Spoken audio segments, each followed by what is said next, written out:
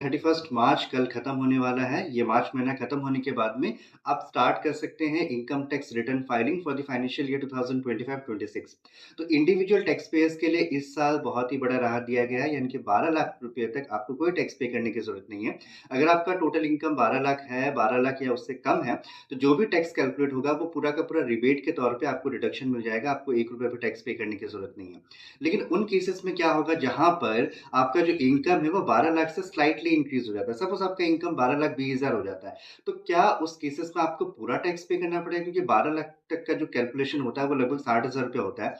तो अगर 12 लाख से ज़्यादा आपका इनकम हो जाता है, तो क्या आपको पूरा टैक्स देना पड़ेगा? तो इन केसेस में भी आपको डरने की ज़रूरत नहीं है, क्योंकि अगर आपका इनकम 12 लाख से स्लाइटली इंक्रीज़ होता है, तो गवर्नमेंट ने एक मार्जिनल रिलीफ़ का भी प्रोविज़न दिया गया है कि आपको कुछ रिलीफ़ तो मिलेगा। यानी कि ऐसा होता है कि सपोज़ 12 लाख से 12 लाख 20 हज़ार आपका टोटल इनकम है और 12 लाख 20 हज़ार टोटल इनकम होने के कारण आपका जो टोटल टैक्स लायबिलिटी है सपोज़ 68,000 या 70,000 आता है। तो क्या आपको पूरा 70,000 पे करना पड़ेगा? नहीं, आपको 70,000 पे नहीं करना पड़ेगा।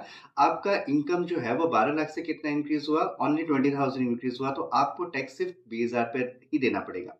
यानी कि ऐसा नहीं है कि आपको डरने की ज़रूरत है कि अगर आपका टोटल इनकम स्लाइटली 12 लाख रुपए से थोड़ा-सा भी अगर ज़्यादा होता है, तो क्या आपको पूरा टैक्स देना पड़ेगा? नहीं, फिर भी आपको कुछ रिलीफ़ मिलेगा। उस रिलीफ़ को हम लोग बोलते हैं मार्जिनल रिलीफ़, लेकिन ये रिलीफ़ ज़्यादा अमाउंट तक नहीं है, यानी कि अगर आप ऐसा सोचते हैं कि आपका 13 लैक्स टोटल इनकम आ रहा है, तो फिर भी क्या आपको रिलीफ़ मिलेगा? तो उन केसेस में आपको रिलीफ़ नहीं मिलेगा। ये रिलीफ़ जो है वो कहीं न कहीं उन केसेस में होगा जहाँ पे आपका टोटल इनकम जो है वो 12,75,000 यानी कि 12,75,000 तक अगर आपका जाता है, तो कहीं न कहीं आपको रिलीफ़ मिलने के चांसेस हैं। उससे ऊपर अगर आपका इनकम चला जाता है, तो ये रिलीफ़ भी आपको नहीं मिलेगा, तब आपको टोटल टैक्स जितना भी आता है कैलकुलेशन के हिसाब से, वो आपको पूरा पे करना पड़ेगा। Thank you.